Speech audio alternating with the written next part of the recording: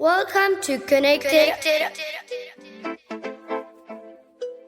a space to reflect on how technology transforms our lives and to seek ways to find balance. In this podcast, we'll talk about the impact of the internet overuse and how it affects both our digital and emotional life. Because being online is part of our reality, but understanding its challenges and learning how to take care of ourselves is our choice. So let's do it together. This is Connected. Let's talk about using the internet in a healthier and safer way. Hi friends, welcome to 5 Voices Behind the Screen. In today's episode, we are talking about how to protect our electronic devices and stay safe from viruses and hacks. Who doesn't want their tablet or computer to be safe, right? It's like guarding your snacks from your little brother. I mean, who has never had to fight for their tips? Yeah, exactly. Totally. We are going to share tips, fun facts, and answer any question you might have. Remember, being safe online is serious, unless we are talking about silly passwords, like 123456 or passwords. Those are the first things hackers try. First thing first, what is a virus? It's not like catching the flu, but it can be just annoying. Viruses sneak into the device and mess everything up. One of the old teachers say, I got an email on my school account that looked weird, and I almost clicked on it. Luckily, I didn't. That's a close call, right? Exactly. Viruses can slow down your computer, delete important files, or even steal your information. And they can spread through emails, downloads, and USB drives. Think of them as the pranksters of the digital world. They show up when you least expect them. Just like that one kid in school who always pulls pranks. You don't want them around, right? And hacking sounds like something out of a spy movie, doesn't it? But it's real. Hacking is when someone gets into your device without permission. There are white hat hackers who help us find security flaws and black hat hackers who cause trouble. One of our teachers said they knew someone who accidentally clicked on a strange file and got their computer hacked. Talk about a digital nightmare. It's like leaving the door open and letting a stranger in. So, who's at highest risk? Well, everyone, but especially older adults or those who aren't very tech savvy. Sometimes they get an email that says, you have won a trip to Hawaii, and they believe it. Remember, if it sounds too good to be true, it probably isn't. That's why we need to stay alert and not fall for those traps. Exactly. Viruses and hacks can lead to big problems, like losing data or even money.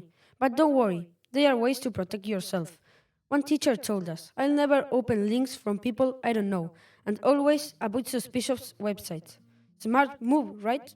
It's like never accepting candy from strangers. A good antivirus software is key. Think of it like a superhero guarding your device, and you need to keep it updated, just like training your superhero to fight new villains. Imagine if Superman didn't update his powers. He wouldn't be able to stop all the bad guys. So make sure your antivirus is ready to fight those new threats. And don't fall for those emails that say, congratulations, you've won. They're almost always scams. One of our teachers said, I never visit unknown websites or click on sketchy links. That's great advice. It's like wandering into a sketchy alley. You just don't do it. Another habit, only download software from trusted websites. Always check for HTTPS and the padlock icon in the browser address bar. It's like looking for a safe place to park your bike. If you see the padlock, you know you are in good hands. Strong passwords are super important too. Use a mix of numbers, letters, and symbols to make them harder to guess. And make sure you enable two-factor authentication, which means you will need to follow 2 steps before logging into a site. One student said, it's like having an extra key for your house. I love that analogy. That way, even if someone guesses your password, they still need the second key. And updates, they are not just annoying pop-ups. They include important security fixes. When your device tells you, update available, don't ignore it. Hit that button. Think of it like a repairman fixing a hole in your roof. The last thing you want is a leak. If you accidentally click on something suspicious, don't panic. Just run an antivirus scan and change your passwords. Think of it like pressing the reset button when you make a mistake in a game. It's all about staying calm and taking quick action.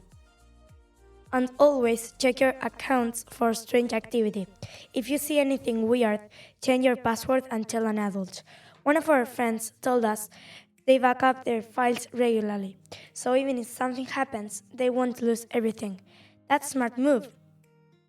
It's like having an emergency stash of snacks, just in case someone else gets to the last cookie. Avoid using public Wi-Fi for things like banking or accessing private accounts. Public networks can be easy targets for hackers, kind of like leaving your backpack open at school. You wouldn't do that, right? So why you leave your personal info exposed? And remember, don't touch what you don't know. That's simple but smart advice for a classmate. If you don't recognize something online, don't click on it. If you are unsure about something, always ask someone who knows. Great job, everyone. We hope these tips and stories help you stay safe online. Thanks for listening, and remember, stay alert, stay secure, and don't trust emails promising you a unicorn. Bye. Bye. Thank you for tuning in.